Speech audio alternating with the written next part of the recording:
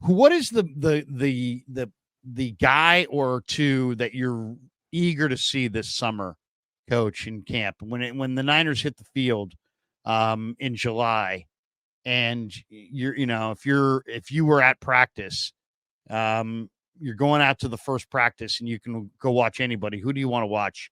Who you looking at? I got a couple of guys that I want to see. Yeah, who do you got? I want to see Spencer Burford. I want to see Robert Beal. I want to see Drake Jackson. I want to see D. Winters and Jalen Graham.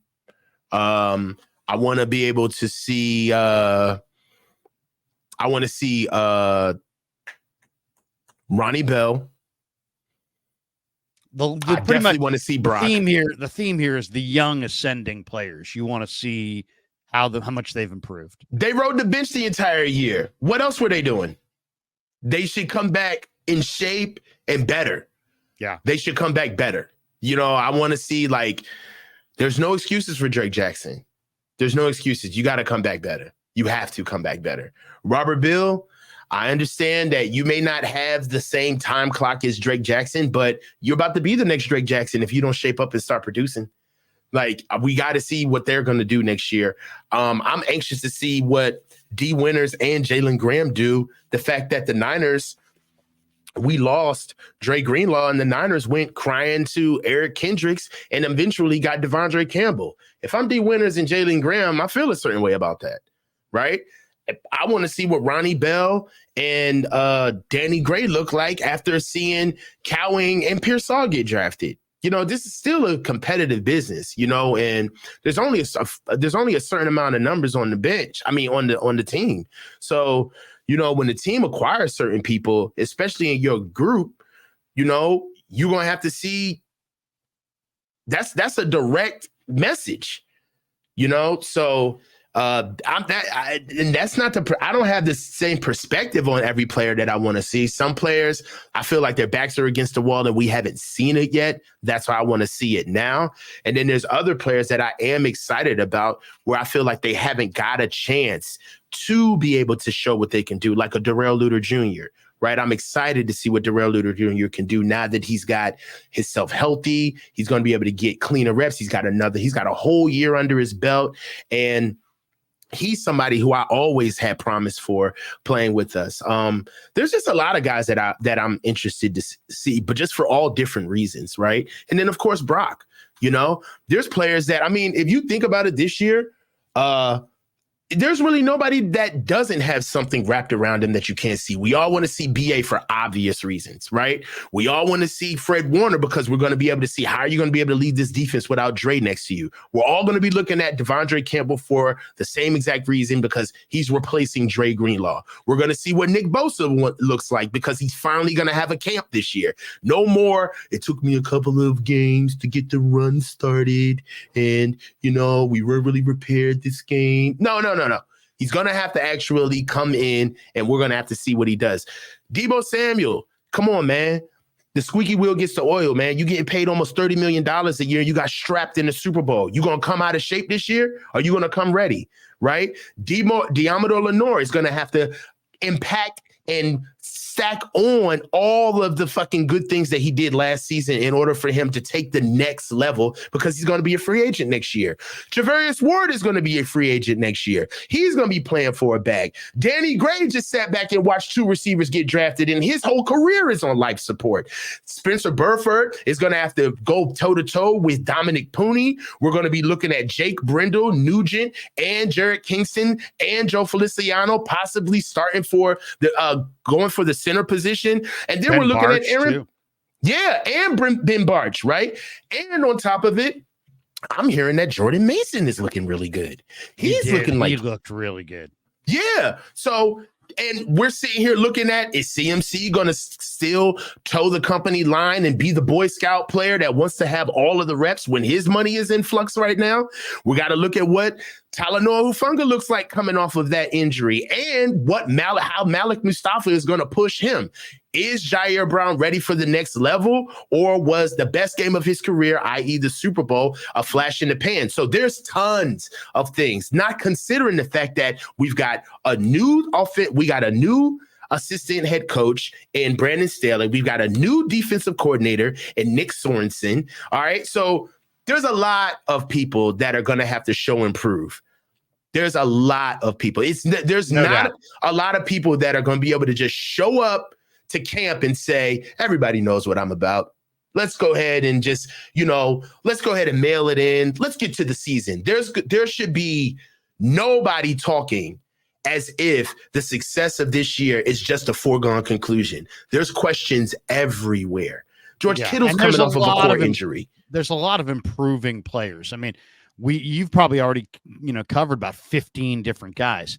If the 49ers young improving players continue to improve, the 49ers are absolutely going to be right there at the top of the list as far as Super Bowl contenders.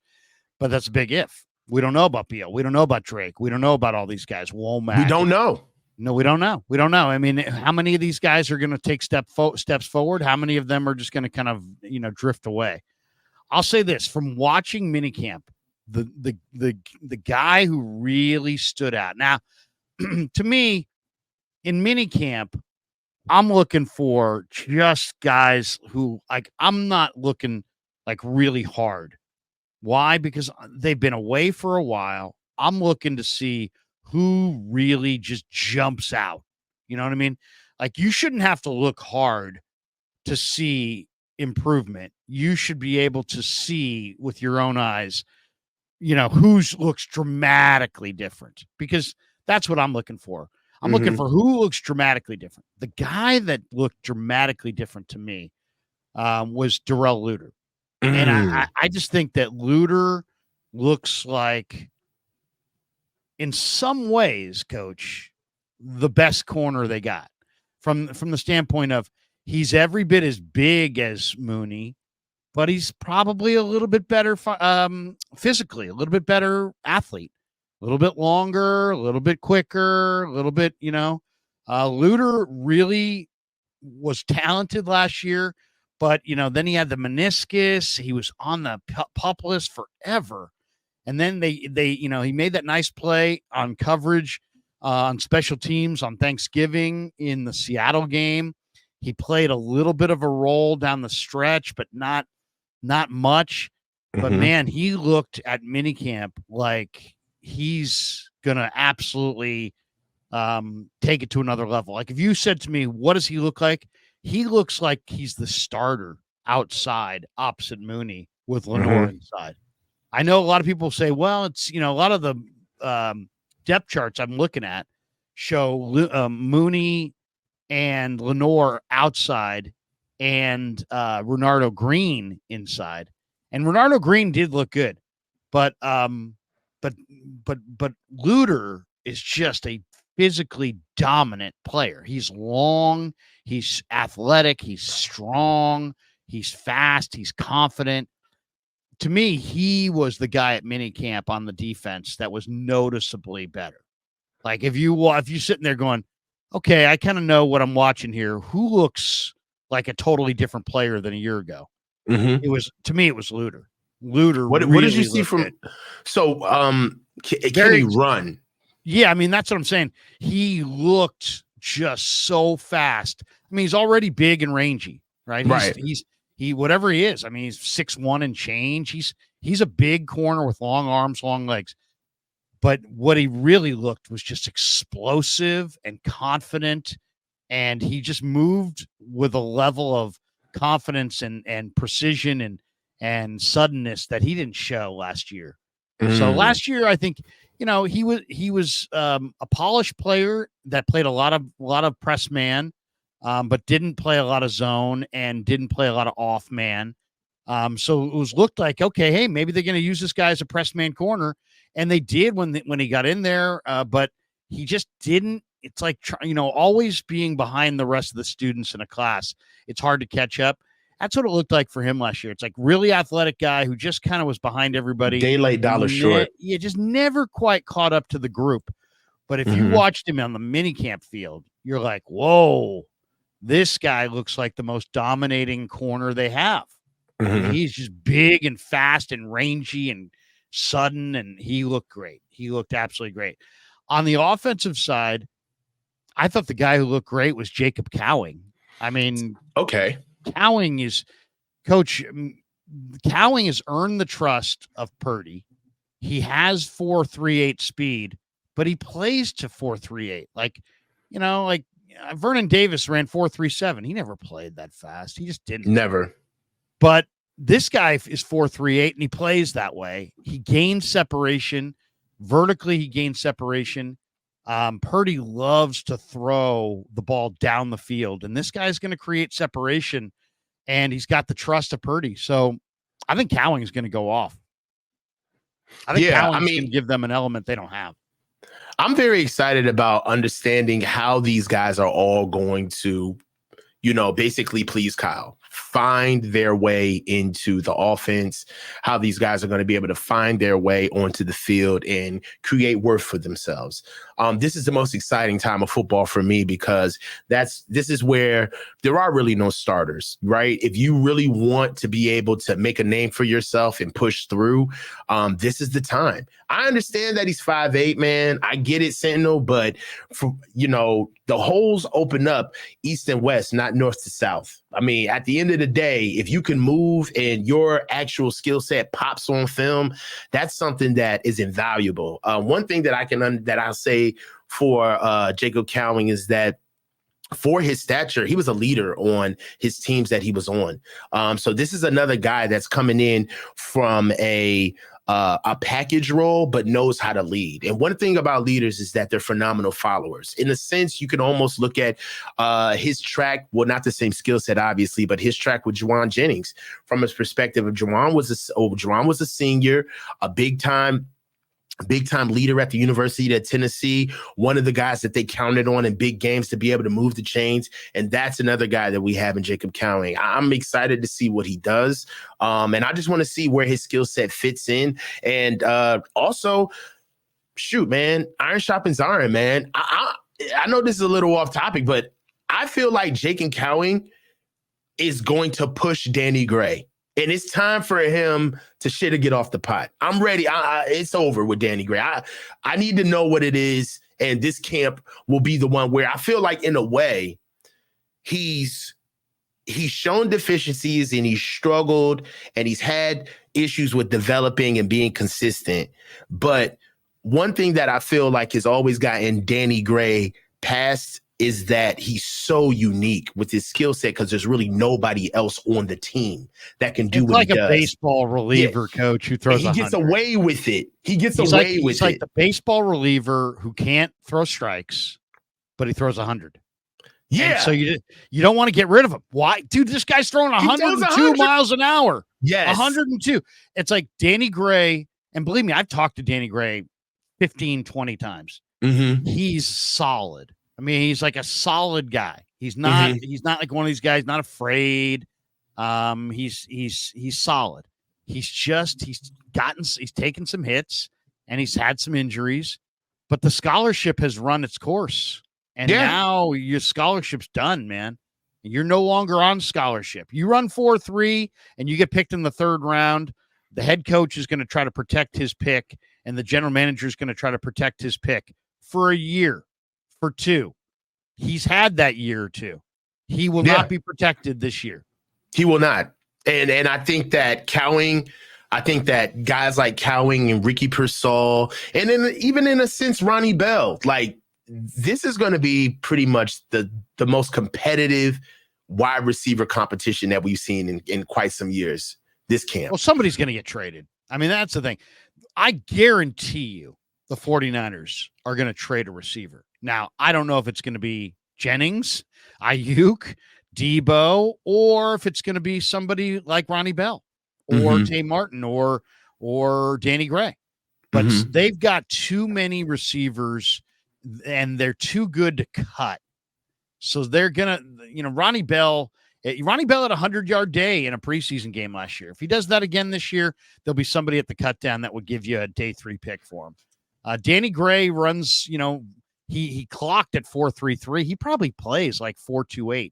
If he has a great preseason, there'll be somebody that will come knocking. That's, maybe only with a 7th round pick, but you'll get something for him.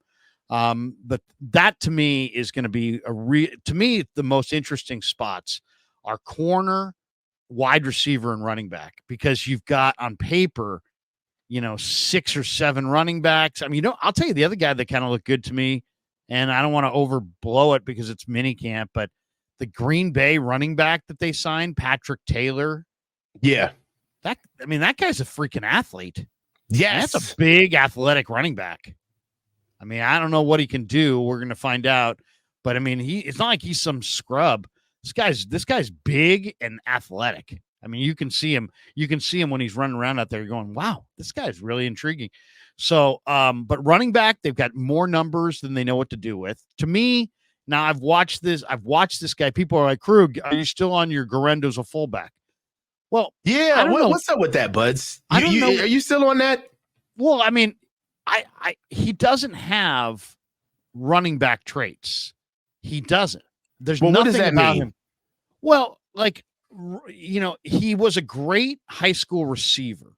So, like, if you watch him he runs routes, he's got good hands. He looks like a good receiving running back. Then if you watch him as a blocker, the guy's 220 pounds and pretty yoked up. So it's not like he can't help you as a blocker. This guy can really help you as a blocker. This guy can. Have you seen him block though? Not just the body, but have you seen him do it? I mean, on his college tape. I mean, we're not seeing real blocking yet, like we will this summer in camp, because when the pads come on, right? But yeah, no, I went back and saw some. I tweeted out an example of his stonewalling some defensive end. So I've seen him block and I've seen him catch. Mm-hmm. But what I haven't seen is just what I've seen already from Schrader, what you see from running backs is that, the outside zone, stretch run game where you kind of pick and slide, you find that opening, you cut it back. I haven't seen any of that. I haven't seen any ability to pick and slide and find a hole and slither through the cracks of a defense that all running backs have. I haven't seen it yet with Garendo. He looks to me, Coach, like a trap runner. Like if you want to, he's a high runner. He runs high. He runs high. He's going to take some hits. He exposes his torso, but he's powerful and he's fast. But he's kind of like that guy that he's a trap runner. If you can open a quick hole and he can get through it, then you've got a 220-pound 6'1" running back at the second level with a head of steam. And then he looks kind of dangerous. But as far as like what the Niners ask their running backs to do, like run to the edge, find the cutback lane, put your foot in the ground, cut it back, and go. He doesn't. If he can do it, he might be able to do it. I see him run. He seems stiff. Is he flexible? He just seem like he's got any lateral, explosive. Like he's explosive in a straight line, right? But he doesn't seem at all explosive as far as your girdle and keeping. You put your foot in the ground, you sidestep a guy, and he doesn't seem like he has that shift. Like all great running backs have shiftiness. They're shifty. They maintain balance. Hold on. Adrian Peterson was not shifty. No, but Adrian Peterson had some. Now, come on, now there are thoroughbred backs. Terrell Davis was not shifty. You know what I'm saying? Like there are thoroughbred backs where they just want to get out and get in the pasture and go. So I understand that those guys had more. Those guys had more pick and slide than this guy. Huh? I know what you're saying, but those guys still had more ability to pick and slide and slither than this guy. This guy looks to me like throw it to him in space, he can make a guy miss, and then he's straight line down the sideline. Or, get him on a trap, get him on that second level, get him through the line of scrimmage, and then he's big and physical and rolling downhill. But he doesn't Cody Schrader had a run the other day at minicamp where he literally, picked, went to the right, then saw the defender kind of step up and set the edge, took one slithering cut inside, and still, ran 25 yards down the field. I haven't seen that from Guerrero. Now, we haven't seen a lot. I got to be honest. It's very limited reps in minicamp that we've seen him on the field, period. But he just doesn't seem like he has running back movement. He's athletic. He's big. And he looks like he could be really dangerous as a special teamer, as a return man, as a receiver, as a blocker. What's his acceleration like? How does it? I mean, I know what does it look like once he puts his foot in the ground? Is he gone, or does it take him a while to get going? He's got really big lower body, and he's just it's like a thoroughbred.